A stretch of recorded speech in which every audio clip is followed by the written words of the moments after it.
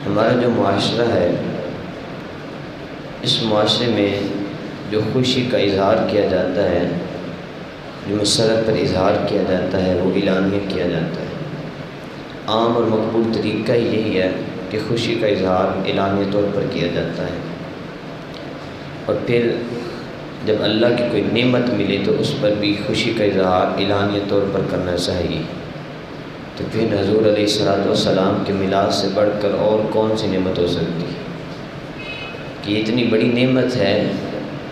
کہ اس پر رب تعالیٰ نے خوشی منانے کا حکم قرآن پاک میں ارشاد فرمایا ہے۔ رب تعالیٰ نے فرمایا قُلْ بِفَضْلِ اللَّهِ وَبِرَحْمَتِهِ فَبِذَلِكَ فَلْيَفْرَحُوا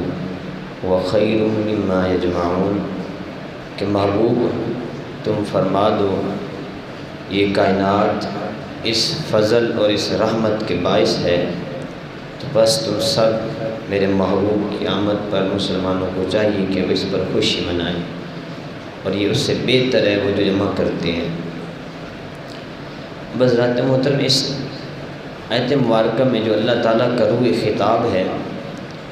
وہ حضور علیہ السلام کی ذات ہے۔ اب اللہ تعالیٰ فرما رہا ہے کہ محبوب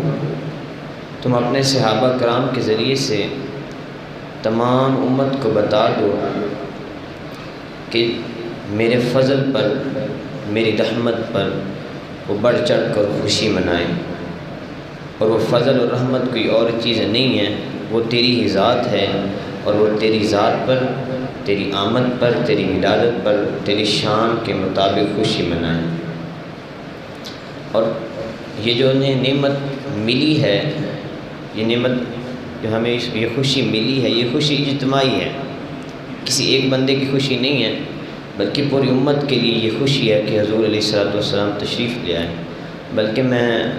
یہ بھی کہوں کہ وہ بھی غلط نہیں ہوگا، پوری کائنات کے لیے یہ خوشی ہے کہ حضور تشریف لے آئے۔ صرف حضور مسلمانوں کے لیے نہیں، کافروں کے لیے تشریف لائے، جمادات کے لیے، حیوانات کے لیے، تمام کائنات میں جو بھی چیزیں ہیں تمام کے لیے حضور تشریف لے کر آئے۔ اب ہم نے دیکھنا یہ ہے کہ یہاں رب تعالیٰ نے کہا کہ اجتماعی خوشی فَلْيَفْرَحُوا، بس تم خوشی مناؤ، اور یہ اجتماعی خوشی ہے۔ اجتماعی جو خوشی ہوتی ہے وہ دو طریقے سے منائی جاتی ہے۔ ایک تو طریقہ ہوتا ہے عید کا، اور ایک طریقہ ہوتا ہے جشن کا۔ تو گویا قرآن پاک کا مفہوم واضح بتا رہا ہے کہ لوگوں میرے محمود کی آمد پر، میرے جو محبوب ہے اس کی ولادت پر، جس دن اس کی ولادت ہوئی ہے تم عید میلاد النبی منایا کرو۔ گویا رب تعالیٰ قرآن پاک